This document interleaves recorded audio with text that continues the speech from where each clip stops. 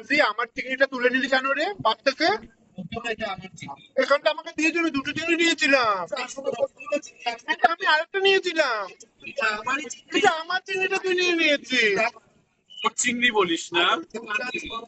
দেখে আমার খাবার জন্য নিয়েছিলাম, যার সময় ও নিয়ে নিল আট করে। না আমার খাওয়ার জন্য নিয়েছিলাম, সময় তুই বিচার করে ব্যাপারটা আমার ভালো লাগে না। তুই কেন নিলি সুজি? দুটো দিয়েছিল তুই। না, খুব বাজে সুজি। সবার চিংড়িতেই কাটি থাকে, নাহলে চিংড়ি সোজা হয় না, জানিস না?